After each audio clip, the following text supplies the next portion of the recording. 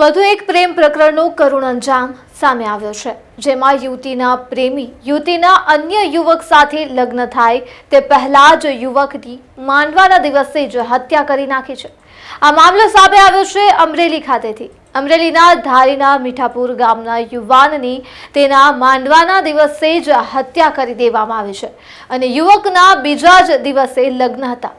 મૃતક યુવકની બનનાર ભાવિ પત્નીના પ્રેમીએ સમી સાંજે જ હત્યા નિપજાવી હતી। હત્યારાનું નામ છે સોએબ સમા।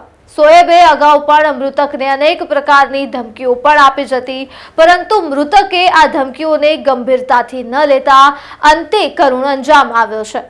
હત્યારા સોએબે મૃતક વિશાલ મકવાણાને સમી સાંજે મીઠાપુર ગામની સીમમાં બોલાવ્યો હતો અને ત્યાં જ તેની નિર્મમપણે હત્યા કરી નાખી હતી।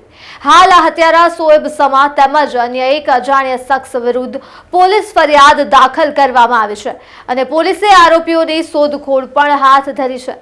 તો બીજી તરફ યુવકના મૃતદેહને ફોરેન્સિક પોસ્ટમોર્ટમ માટે ભાવનગર ખાતે મોકલી દેવાયો છે।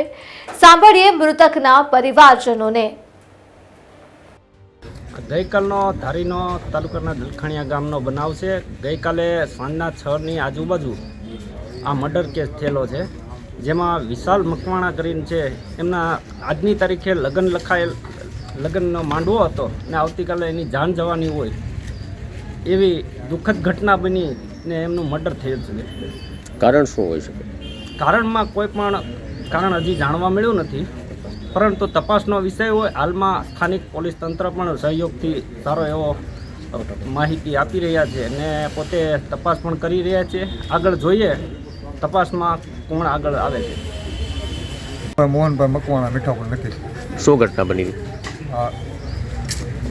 શરીરના ઘા ને માથામાં પાયપ મારેલી અને હૃદય ઉપર ઘા કરેલા, મોઢા ઉપર ઘા કરેલા આ હીરા બનેલ છે। સરકાર પાસે મારે ન્યાય ખાતા પાસે લેવો, સરકારે બહુ મને ન્યાય દે। મારા દીકરા આ થઈ ગયું છે, આ ઘટના બની છે। કાં એને ફાંસીની સજા, કાં આજીવન જેલ પડ્યું છે। અને શા માટે આવું થયું, શું કહેશો? એના પરિવારમાં સહારવેલમાં છોકરી બાબતથી આ હતું ને મારો દીકરો નિર્દોષ આ કેસ બન્યો છે। છોકરાનું નામ શું છે? વિશાલભાઈ। આખું નામ? વિશાલભાઈ મુન્નાભાઈ મોહનભાઈ, વિશાલભાઈ મોહનભાઈ મકવાણા। તો અત્યારે અહીંયા પીએમ માટે લાવ્યા છો, તો હવે તમે પાછા ભાવનગર લઈ જવાનું કહો, શા માટે?